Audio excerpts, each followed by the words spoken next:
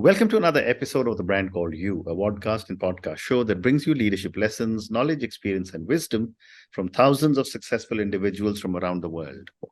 I'm your host, Ashutosh Garg, and today I'm delighted to welcome a very, very accomplished individual from Michigan, USA, Mr. Dhirendra Pratap Singh. Dhirendra, welcome to the show. Thank you so much, Ashutosh. It's a pleasure to be here. Thank you. Dhirendra is the co-founder and chief executive officer of Milaan Foundations. He's the lead for India operations for Vidya Grants, the chief executive officer of Azadi Incorporate, which is an impact venture that has developed a female entrepreneurship network in rural UP. And with all the kind of work he's been doing, he has been recognized, awarded, and felicitated several times. So Dhirendra, before we talk about Milaan, is it called Milan or Milan? Milaan. Milan. Okay. Before we talk about Milan, tell me about your own amazing journey. So I would say my life has been a learning journey. I was born in Sitapur in Uttar Pradesh. My parents, my dad was a soldier in the army, and my mom was a housemaker. So we came from a very low, in a way, working class. Fortunately, dad was in the army, so got an opportunity to travel across the country. Made tons of friends because every 2-3 years you're changing a new school. Correct. Then I did my bachelor's in mathematics from University of Delhi. Moved to doing my master's in development studies.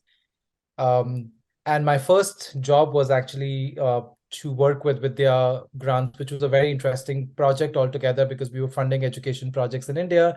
And that gave me an opportunity to travel across the country and meet some very amazing organizations that are working in the field of education.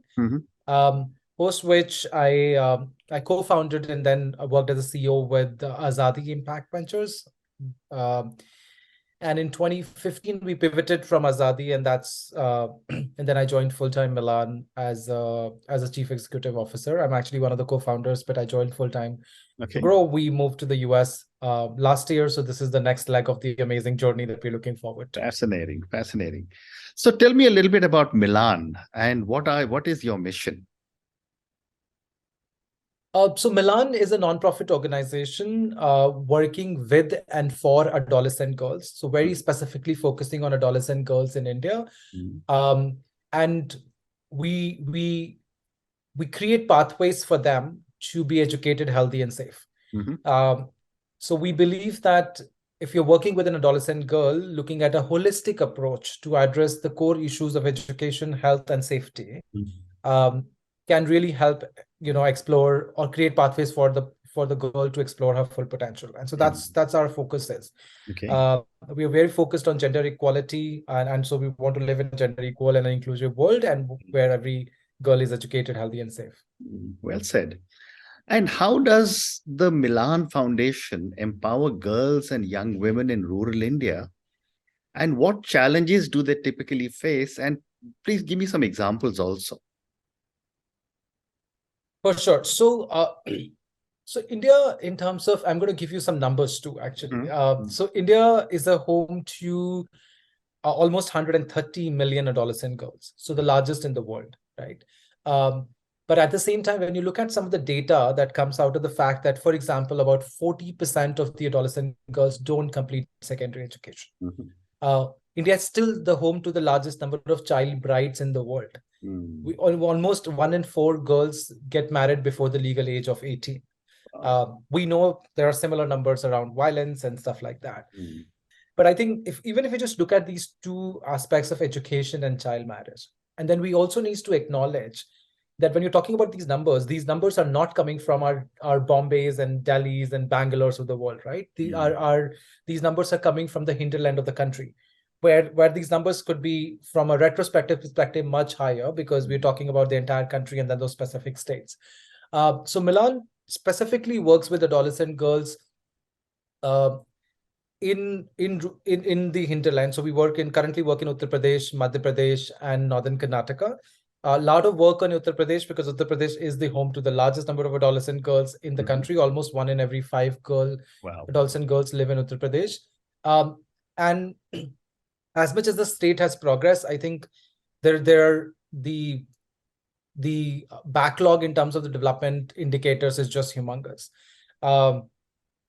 And so when we look at an issue as child marriage, right? I remember having conversations with people in Gurgaon or Bangalore, and they were like, oh, we don't know if child marriage still exists. But the realities exist. But when when we try to really understand how an event like that impacts a girl's life, and then we try to understand what is the core of it, I think the core of it is the gender inequality from a community lens. So where, a girl is more, a boy is more wanted as compared to a girl. And so therefore you continuously invest in the boy and you don't invest in the girl. You get her married very, very soon. But what we don't understand, and I think now there's enough evidence and data to look at, is that when we invest in adolescent girls, it is a very powerful silver bullet to solve some of the major problems, including intergenerational poverty. And now scientists are saying climate change. So it's interesting, right? We have a population that has high potential and we need to invest in them as now and here. Well said.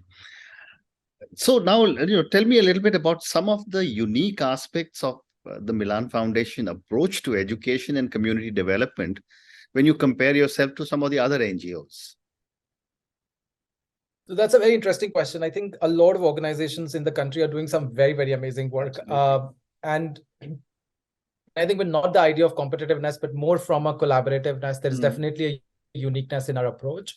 And I think that uniqueness comes from the fact that we believe that if we really have to drive change, we're talking about social norm change, right? At a larger level.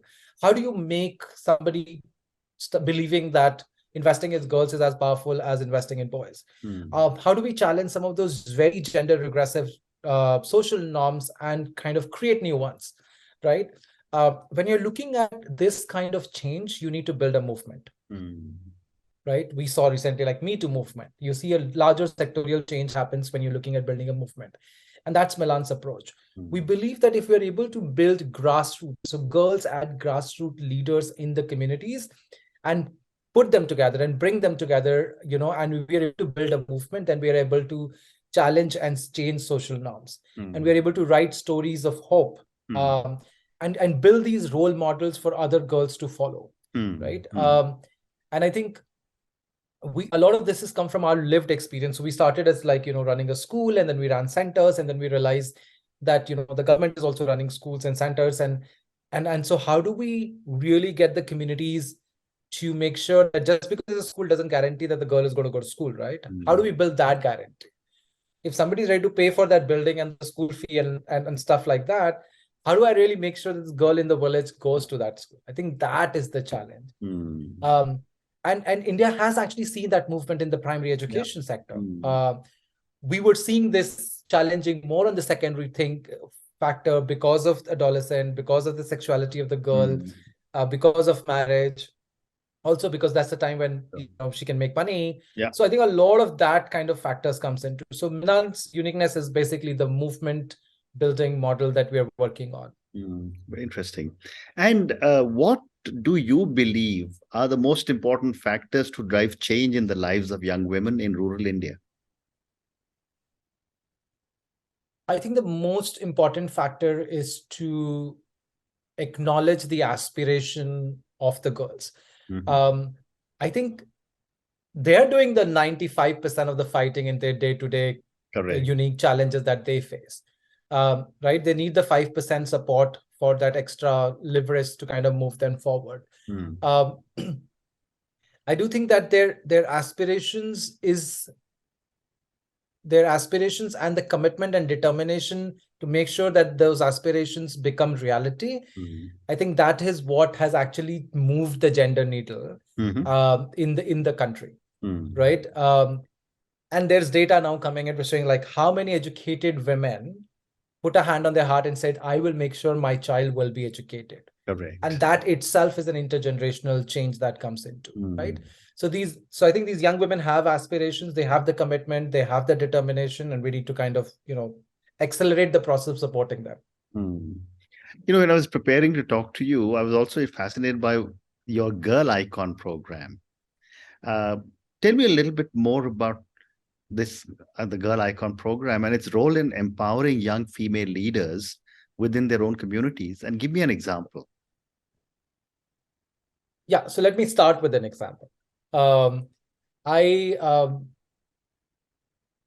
one of our early batches, we selected a girl. Her name was Rajkumari from Bulandshahr. Now, Bulandshahr in Western UP is as patriarchal as it gets. Correct. When we went for the field visit, it was very surprising. The men will sit in the court, the women will sit on the floor. They will not say anything, even ask questions. They would look at the man to kind of say, even am I allowed to nod my head or not, right? And Rajkumari comes from a family where the four sisters, two elder to her got married before they completed class 5th.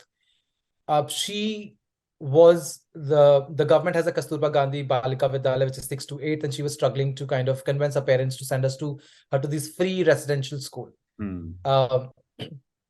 And she got in there, and then she wrote to us and got an application, and we worked with her. And I think we realized that the story is not Rajkumari. The story is for every girl in our village. And can we trigger that change through Rajkumari? So we invested in Rajkumari and we built her capacities, and she worked with 20 more girls in her own village. She built their capacities. Today, Rajkumari is not only the first postgraduate, first graduate, from a village, but now it is normal for girls to go to class 12th. She's enrolled more than 30 plus girls into Kasturba Gandhi Vidyalayas. So I think when you look at stories, that's what I'm saying. The story is not about Rajkumari. As a person, the story is how is the Rajkumari becomes a change agent in her community. And how do you normalize the progressiveness? How do you normalize girls going to school, right? And I think that's the change which took 6-7 years. It didn't happen in 1 year. It took that time to kind of for that happen. So through the Girl Icon program, that's what we want to do. We want to build community-led role models. We want to build more Rajkumaris, more Rajnis, more Khushbus at the community level. So people get inspired to see this is possible. See, a lot of time we don't take the step forward to experiment something or to do something new or to kind of invest in, because we don't know what is possible, right?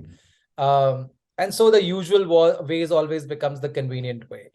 And I think when these girls are there with their energy, with their aspiration, with like doing good and getting acknowledgement and getting social influence, I think that is what inspires people to kind of, take that first step. Yeah. And I think that's what the program is aiming to do. This we work is in 3 fantastic. states. Yeah. That's fantastic. But tell me, when you go to all these communities where, Bulandshahr was one example you gave me, and I'm sure there are many, many similar cities in our country. What is the reaction of the elders, especially the male elders? Do they want to make a change, or they prefer status quo? Because they are very powerful influencers.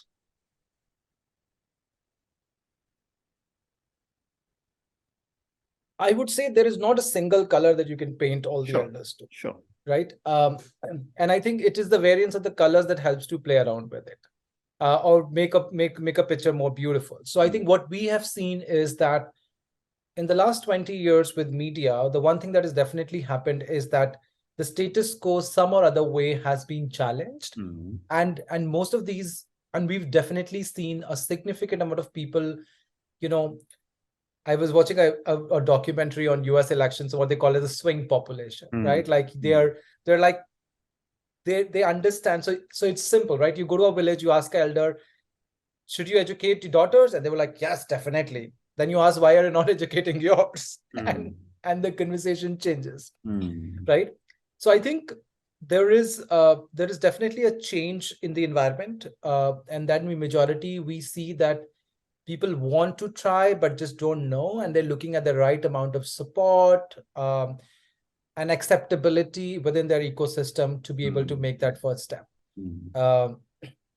Right. And so simple, right? Like for example, if you talk about girls' education, or the common things that you hear from parents is like, we're like, oh, so why are you not sending her to school, which is mainly secondary school? And they were like, oh, primary school was in the village, but secondary school is now far. But the boys also goes that far, right?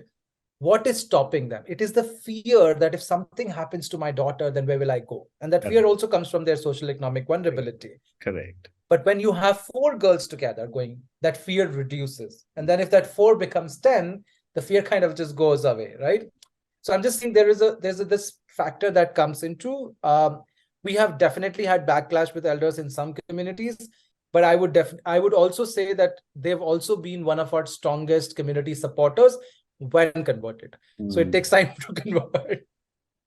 And when you are confronted with any such challenges, whether it is, with the elder, the community, the society, there's a lot of very deeply rooted social norms and beliefs that exist in our country.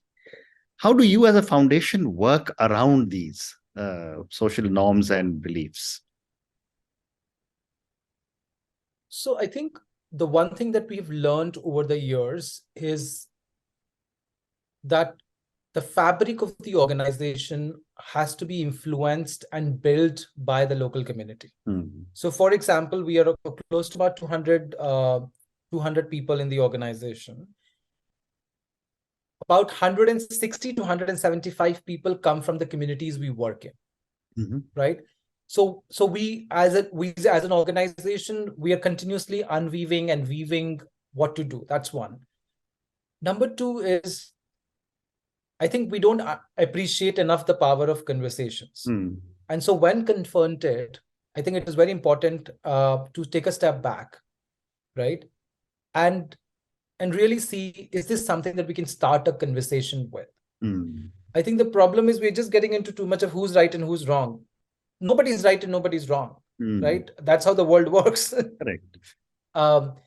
But we have these cases. We have caste, we work in these states, so we have caste-based issues, we have religion-based issues, we have social norm-based issues. Gender, in a way, gets crushed between these issues. I've just realized that the acknowledgement that we are external to this community, the acknowledgement that we need to acknowledge where they're coming from and really understand that it may not be the belief, it is the fear, and there's something that is triggering that fear. And therefore, can we create those dialogues and conversations to be able to have conversations around those? It takes time, right?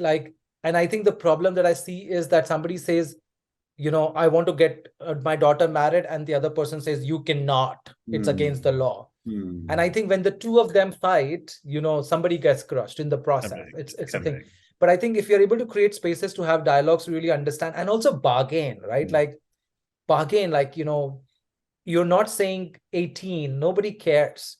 If she's 16, if you bargain for her to remain in school for 1 year, there's a high probability that she will complete her class 12 or she will be there for 1 more year. So I think we've learned as a team, we've just learned how to navigate the conversations within the communities. But I would say open dialogues is what we need to change. Fascinating. So 2 more questions about Milaan and then one general question. When you talk about scaling the work Milaan is doing, what are some of the key challenges you face? So this is a very apt question in the situation we are, right? So just to give you some kind of numbers to give a context, annually, we used to work with about 6,000 to 8,000 adolescent girls in the pre-COVID era. And then COVID came and we realized that as data started coming in, that the sector has lost almost like a decade of progress. And therefore, we need to ramp up and start thinking about how do we scale faster and more efficiently? And so we came up with this commitment of saying in the next 3 years, we're going to work with over 100,000 girls, by 2025. Which meant almost, even in the 2 stages, which meant almost like a 6 to 8 times scale. Correct. I think the scale is not just about multiplying things with X, right? I don't think that works. And you've built a business, you probably know this better than I do. It's not just about X. I think it's in the kind of work that we do, which is very connected from the human psychology, where you're trying to kind of build that voice, choice, and agency of the adolescent girls. We cannot put it on an app. And therefore, I think what we realized was that our strength lied in that human connection, which was about 1 to 20. So on an average ratio, one facilitator works with about 15 to 20 girl icons. And we said, as we scale, we need to figure out a way to continue doing that. And therefore, we then trained our alumni actually to came in. So almost around 132 alumni were trained to bring in as project assistants. It's a win-win for everybody. They work part-time, they get money to go to the college and pay for those things. And we get a trained human resource that can help us to scale. Right. That played one factor. Technology, definitely, we brought in technology more for program efficiency, efficacy, management, and the third, I would say, is database decision-making. When you scale, stories are great and we love stories, right? But you have to make decisions on looking at that dashboard or the data and saying, I think there's something wrong, right? There's why is this month the attendance is low? Why are these girls dropping out in this specific village or a specific community? I think data helps you to make those decisions, specifically when you scale, because you don't have everything on your fingertips. And I think with time, you start asking the right questions too. Wonderful. And my next question to you, I think you partially answered it also, is that as the co-founder and CEO of Milaan, where do you see the foundation 5 to 10 years from now? That's an interesting question. I think from a foundation lens, I think a couple of things. Number one, we would like to develop, or we would develop our expertise to be a subject matter expert into the field of adolescent girls. And I think that's something that we're looking at. Number two is we also realize that as we're scaling, we need to focus on scaling the impact rather than scaling the program, right? So developing more research, developing more monitoring and evaluation tools, and building capacities of the sector to scale the impact, as well as we are scaling the program, because you will need like a zillions of Milaan to come in to solve the problem in India. I think that's the second thing we're definitely looking at. And the third thing is, hopefully, that's one of my dreams, is that we will probably have a girl icon leading the organization in the next 10 years. Oh, wonderful. And that's what we are working towards. Fascinating, fascinating. And I'm sure you'll get there. And my last question to you, Dhirendra, and this is for the many, many people who will listen to our conversation. Given the kind of work that you're doing and the impact that you are creating, what would you say are 3 lessons you would want our viewers and listeners to take back? I think the 3 lessons I would say, number one is always believe that you have the power to write your own story. Something that we've learned from the girls that we work with. Yeah. I believe our life is much, much easier than the stories I hear from the struggle. So always believe in the power to write your own story. And so you can write as beautiful, with as much drama, as much aspirations you want to build into it. Correct. That's number one. Number two is everybody out there has the potential to make a change. Yeah. We all strive for a better life, a better world, and we need to do something about it. So, volunteer with an organization, help your neighborhood kid to do something, help to do anything you can to make the world better. That's something that I think should be part of your one's story. And number 3 is, I would say, we all want a gender equal world, but it takes a lot of effort. It's not about just the larger world. It's also our own lives and really understanding who we are, the way the society has made us men and women and other genders. And I would say, if you want to drive equality, start living it and you will enjoy it. And do something. I would generally say, I think we spend too much time talking about things. Do something. Yeah, well said.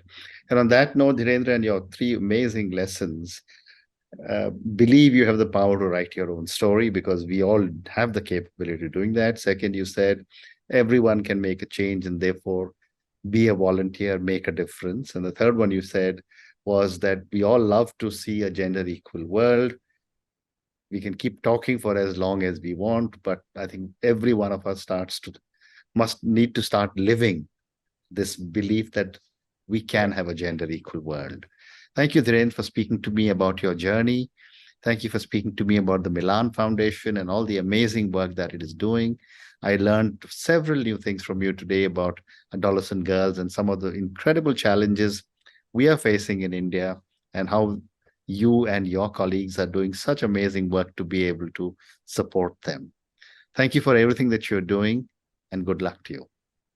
Thank you so much, Ashutosh, for the opportunity. I'm really looking forward to this. Thank you.